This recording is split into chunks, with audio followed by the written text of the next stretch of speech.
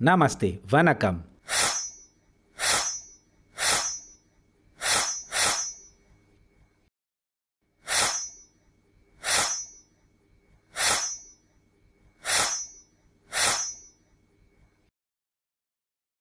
Halo Movie Rangers, apa kabar kalian semua? Semoga yang masih jomblo segera dipertemukan dengan jodohnya.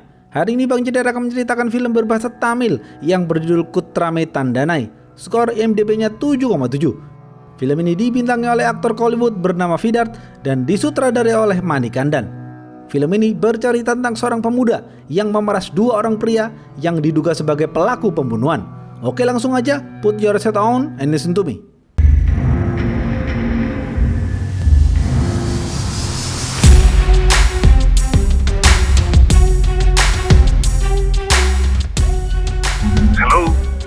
Pemeran-pemeran film ini antara lain, Raffi adalah pemuda yang memiliki penyakit mata yang cukup langka. Nasar adalah teman baik Raffi. Sweta adalah gadis cantik yang tinggal di dekat kontrakan Raffi. Vijay adalah atasan Sweta. Arun adalah TTM alias teman tapi mesra Sweta. Raffi adalah pemuda sederhana yang memiliki penyakit mata yang cukup langka. Raffi tidak bisa melihat pandangan secara menyeluruh. Raffi hanya bisa melihat pandangan seperti melihat dalam sedotan. Penyakitnya ini mengganggu Raffi dalam menjalankan aktivitas sehari-hari seperti berjalan dan berkendara. Oleh karena itu, saat berjalan, Raffi sering menabrak seseorang yang sedang duduk di bawah. Raffi hidup seorang diri di rumah susun yang sederhana. Raffi selalu mengintip seorang wanita cantik bernama Sweta yang tinggal di lantai bawah. Raffi diam-diam sangat menyukai Sweta. Terlihat Sweta sedang bersama TTM-nya alias teman tapi mesranya bernama Arun. Suatu hari, Raffi berkunjung ke dokter mata untuk memeriksakan matanya. Dokter mengatakan Raffi menderita penyakit yang cukup langka, yaitu retinitis pigmentosa. Dokter merekomendasikan agar Raffi menjalani operasi transplantasi mata, namun biaya operasi itu cukup mahal, yakni 62 juta rupiah. Raffi bingung harus bagaimana mencari uang sebanyak itu. Raffi bekerja di kantor yang mengurusi kartu kredit dengan gaji kecil. Raffi mempunyai teman kerja bernama Anu. Anu diam-diam menyukai Raffi. Anu mempunyai kakak yang selalu memeras dirinya. Kakak Anu adalah pengangguran yang selalu meminta uang kepada Anu untuk membeli minuman keras. Terkadang Raffi merasa kasihan dengan Anu. Sepulang dari kantor, Raffi ditagih pemilik kontrakan untuk membayar kontrakan, namun Raffi belum mendapatkan uang. Besok pagi, saat Raffi sedang menikmati kopi di balkon, Raffi melihat Sweta diberi hadiah oleh bosnya bernama Vijay. Sweta juga mempersilahkan Vijay untuk masuk ke kontrakannya. Hal ini membuat Raffi cemburu. Raffi pergi ke salah satu customernya bernama Nasar karena ada urusan pekerjaan. Nasar sudah bersahabat baik dengan Raffi. Raffi menceritakan keluh kesahnya mengenai biaya operasi yang mahal itu. Nasar membalas, begitulah dokter dan rumah sakit. Mereka selalu bekerja sama untuk memerintahkan pasien yang melakukan operasi agar mereka mendapatkan uang yang banyak. Setelah selesai melakukan pekerjaannya, Raffi pun berpamitan pulang.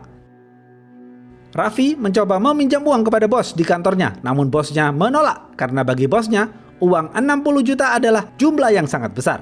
Sore hari, sepulang dari kantor, Raffi melihat Arun keluar dari kontrakan Sweta. Sweta lalu menutup pintu sambil membenarkan dasternya, seakan mereka habis melakukan enjos-enjos. Raffi tidak suka melihat Arun karena Arun adalah orang kaya. Raffi langsung naik ke kontrakannya dengan perasaan jengkel. Malam hari, Raffi melihat Vijay masuk ke kontrakan Sweta dalam keadaan panik. Vijay terlihat ragu-ragu dan mematikan lampu kontrakan Sweta. Hal ini membuat Raffi curiga dan turun ke bawah. Raffi memberanikan diri mengetuk pintu kontrakan Sweta. Vijay berkeringat mempersilahkan Raffi masuk dan langsung mengunci pintu kontrakan Sweta dari dalam. Raffi bingung dan menanyakan di mana keberadaan Sweta. Ternyata Raffi melihat mayat Sweta tergeletak penuh darah di dalam kamarnya.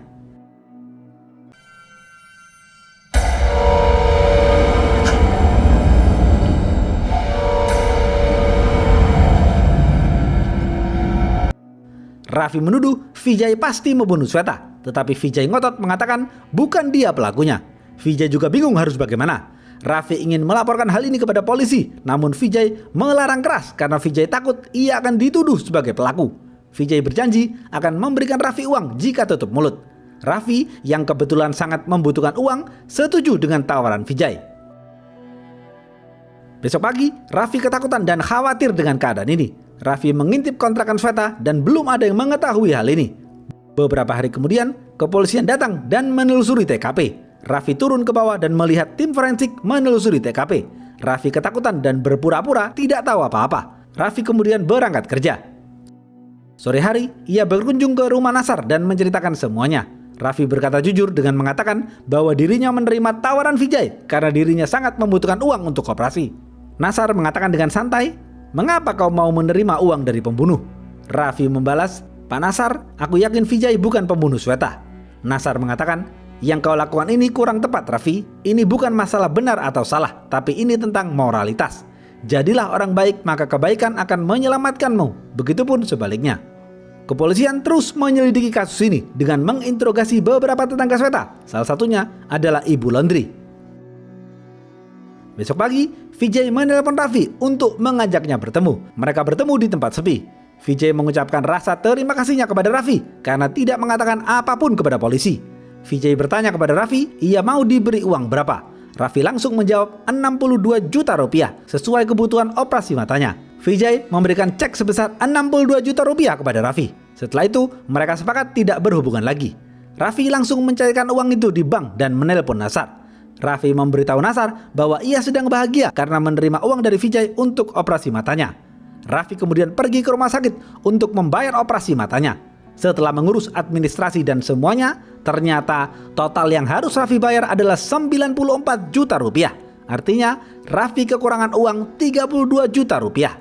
Raffi ingin bertemu dengan dokter untuk menanyakan hal ini, tetapi ditolak. Raffi boleh bertemu dengan dokter jika sudah membayar lunas 92 juta rupiah. Raffi tidak tahu bahwa kekurangan uang 32 juta itu dipergunakan untuk biaya sewa kamar ICU, obat, dan lain-lain. Raffi kecewa dengan pihak rumah sakit. Raffi mencoba menelpon Vijay untuk meminta uang lagi, namun Vijay menolak karena Vijay sudah memberikan jumlah uang yang Raffi inginkan. Raffi bingung harus bagaimana. Raffi pun kembali pulang. Sesampainya di kontrakan, ibu-ibu laundry mengatakan, "Raffi, Sweta adalah gadis baik. Aku tahu malam itu kau masuk ke kontrakan Sweta, tapi aku tidak bilang apa-apa kepada polisi." Raffi membalas, "Aku tidak masuk ke kontrakan Sweta, Bu. Mungkin ibu salah lihat." Raffi sedikit cemas karena takut ibu laundry itu mengatakan yang sebenarnya kepada polisi. Besok pagi, polisi mendatangi Raffi dan menginterogasi Raffi. Awalnya, Raffi tidak ingin mengatakan apapun, namun karena Raffi membutuhkan uang, Raffi terpaksa memberitahu polisi bahwa ia melihat Arun masuk ke dalam kontrakan Sweta sore itu. Hal ini Raffi lakukan untuk memeras Arun di kemudian hari.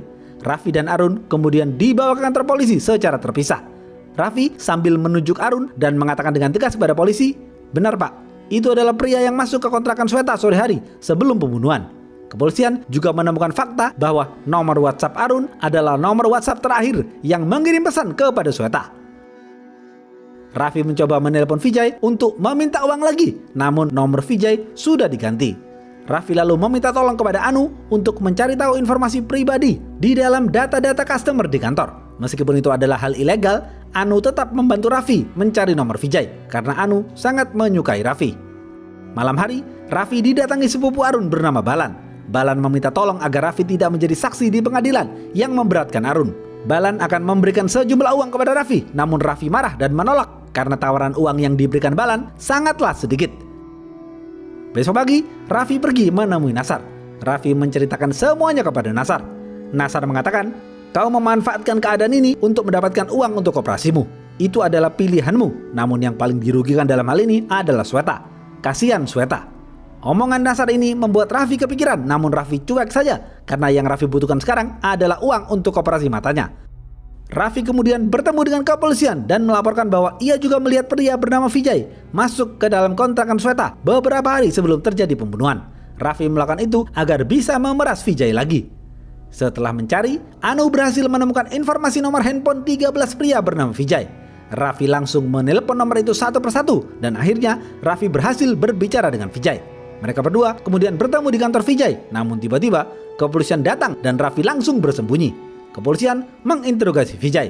Hal ini membuat Vijay sedikit ketakutan. Setelah kepolisian pulang, Vijay bernegosiasi lagi dengan Raffi. Raffi mengancam Vijay dengan mengatakan, "Pak Vijay, jika aku bersaksi dan memberatkan Arun, maka kaulah orang yang paling diuntungkan. Aku masih meyakini pembunuhnya bukan Arun. Keluarga Arun juga ingin memberiku uang, namun aku menolak. Aku ingin bertemu denganmu terlebih dahulu. Siapapun yang memberikanku uang lebih banyak, baik itu kau atau Arun, maka aku akan membelanya." Dengan perasaan jengkel, Vijay terpaksa memberikan cek sejumlah yang Raffi inginkan untuk operasi matanya. Raffi kemudian pergi ke bank untuk mencairkan uang itu. Raffi lalu pergi ke rumah sakit dan membayarkan semua biaya operasinya. Pihak rumah sakit mengatakan, "Selamat Pak Raffi, Bapak akan melakukan operasi mata. Bapak mendapatkan nomor antrian 331 untuk melakukan operasi mata." Raffi baru sadar ternyata ia akan dioperasi setelah menunggu 330 orang terlebih dahulu. Artinya Raffi akan dioperasi 6 tahun lagi. Raffi marah besar dan berteriak di depan orang banyak. 6 வருஷம் வெயிட் பண்றதுக்கான இன்னைக்கே பணத்தை கட்டினேன் சார் ஒரு நிமிஷம் sir tension ஆகாது எதுவா இருந்தாலும் கே சொல்லுங்க வாங்க சார் ஒரு நிமிஷம் கையெடுங்க சொல்றேன் நீங்க வாங்க. Salah satu perawat rumah sakit mencoba menenangkan Raffi dan menjadi calo untuk operasi Raffi. Sang perawat licik itu mengatakan bahwa Raffi akan mendapatkan giliran pertama operasi mata jika bisa memberikan uang 100 juta rupiah lagi. Raffi semakin bingung harus bagaimana lagi mencari uang itu. Beberapa hari kemudian, Raffi memutuskan untuk menemui Balan. Raffi ingin memeras keluarga Arun agar Raffi mendapatkan uang lagi guna melakukan operasi matanya. Raffi bertemu dengan Arun, ayah Arun, dan pengacara Arun. Raffi akan membela Arun, tapi Raffi menginginkan uang 100 juta rupiah. Keluarga Arun setuju namun tidak bisa memberikan semuanya dalam waktu dekat. Mereka hanya bisa memberikan 20 juta rupiah saja hari itu. Setelah negosiasi yang alot, akhirnya mereka sepakat. Raffi kemudian dibimbing pengacara Arun agar siap dalam menghadapi pertanyaan di persidangan nanti. Raffi bersedia mengatakan bahwa sore itu ia melihat Arun keluar dari kontrakan Sweta dan melihat Sweta menutup pintu kontrakannya. Pengacara Arun senang karena Raffi menuruti kemauannya. Setelah itu, Raffi pergi menemui Nasar untuk curhat lagi mengenai masalah ini. Nasar sangat kecewa dengan Raffi karena apa yang dilakukan Raffi sangatlah licik. Nasar mengatakan, "Raffi, kau memutuskan untuk mendorong 330 orang yang harus melakukan operasi mata dengan membohongi semua orang. Kau telah melakukan kesalahan. Kesalahanmu ini akan menghancurkanmu suatu saat nanti." Setelah perbincangan itu, Nasar mengusir Raffi dan melarangnya untuk datang kembali. Nasar sangat membenci apa yang dilakukan Raffi. Raffi kemudian pulang ke kontrakan. Di tengah perjalanan, ia bertemu dengan Anu. Anu menangis dan mengatakan, "Raffi, aku sudah kehilangan pekerjaanku gara-gara aku ketahuan membantumu mencari nama-nama customer di data-data kantor. Pak manajer langsung memecatku saat itu juga. Dan sekarang aku terus dipukuli kakakku karena tidak bekerja." Raffi sedih mendengar hal itu dan merasa bersalah dengan Anu. Tiba-tiba Raffi dipukul matanya dengan kayu oleh orang tak dikenal.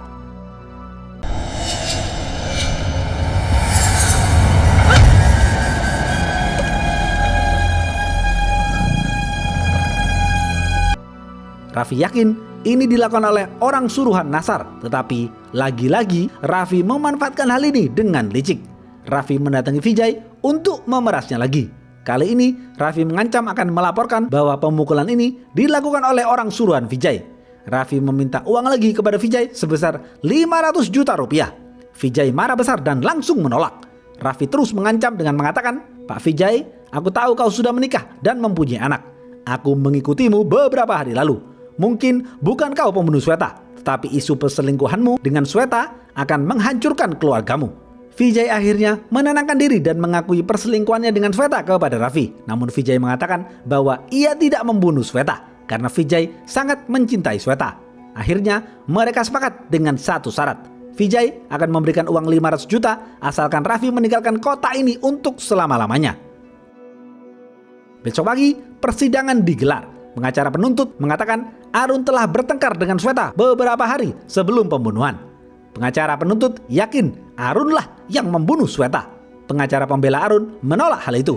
Pengacara pembela Arun mengajukan beberapa pertanyaan kepada Raffi. Namun Raffi menjawab bahwa setelah ia melihat Arun keluar dari kontrakan Sweta, Raffi tidak lagi melihat Sweta. Pintu kontrakan Sweta tidak tertutup lagi. Sontak Arun, ayah Arun, Balan, dan pengacaranya kaget dengan hal ini karena perkataan Raffi itu tidak sesuai dengan apa yang telah mereka sepakati. Karena pernyataan Raffi itu, akhirnya hakim memutuskan Arun bersalah dan dimasukkan ke dalam penjara. Setelah persidangan selesai, Raffi mengembalikan semua uang yang diberikan ayah Arun kepadanya. Raffi kemudian pulang ke rumah dan mengemasi seluruh barang-barangnya untuk meninggalkan kota itu. Saat Raffi sedang mengemasi barang-barangnya, ia melihat handphonenya yang terdapat background dirinya dan Sweta.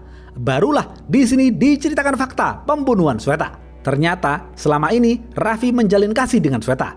Raffi sangat mencintai Sweta. Namun sejak Sweta mengetahui penyakit mata yang diderita Raffi, Sweta menjauhi Raffi secara perlahan. Sweta kemudian menjalin hubungan dengan Arun karena Arun adalah orang kaya. Sweta juga menjalin hubungan dengan Vijay yang merupakan atasan Sweta. Sore itu, saat Arun keluar dari kontrakan Sweta, Sweta terlihat membenarkan dasternya karena mereka habis melakukan enjos-enjos. Hal ini membuat Raffi marah. Raffi masuk ke dalam kontrakan Sweta dan menegur Sweta. Sweta mengatakan kepada Raffi, "Raffi, sejujurnya aku menyukaimu, tapi aku ragu jika harus menikahimu karena kau mempunyai penyakit mata." Raffi membalas, "Sweta, tinggalkan semua ini dan menikahlah denganku. Aku akan cari kerja dan mencukupi semua kebutuhanmu." Namun, tawaran baik Raffi itu dibalas dengan kata-kata menyakitkan oleh Sweta.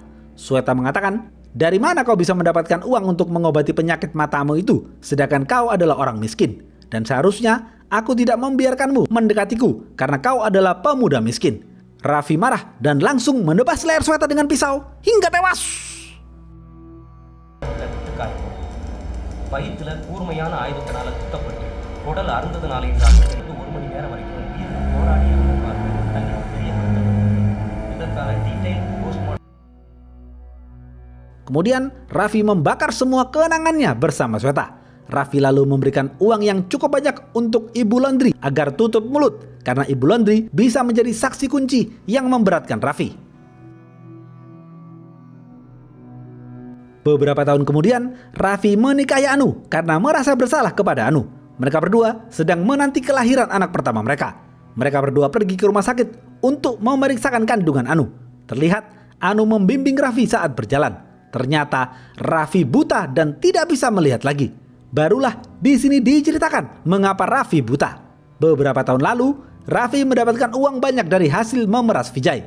Raffi kemudian membayar lunas semua biaya yang diminta rumah sakit. Setelah melunasi semua biaya itu, Raffi menunggu untuk dioperasi. Beberapa hari kemudian, Raffi bertemu dengan dokter matanya di tengah jalan. Dokter mata itu mengatakan, "Raffi, maafkan aku. Sebenarnya kondisi matamu itu sudah parah dan tidak bisa disembuhkan. Namun aku mendapatkan tekanan dari pihak rumah sakit untuk menghasilkan uang lebih banyak. Oleh karena itu, aku membohongimu dengan menyuruhmu untuk melakukan operasi dengan biaya mahal." Jeder. உங்க ஐ ப்ராப்ளம்க்கு ட்ரீட்மெண்ட்டே கிடையாது. ரெட்டினல் இஷ்யூனால ஐ டிரான்ஸ்பிளான்ட் பண்ணாலும் சரியாகாது. மனசு ஒரு நாள் அந்த கேள்வி கேட்க ஆரம்பிக்கும். அந்த சாபத்துல இருந்து உன்னால தப்பிக்க முடியுமான்னு பார்த்துக்க. Habis. Apa pesan dari film ini?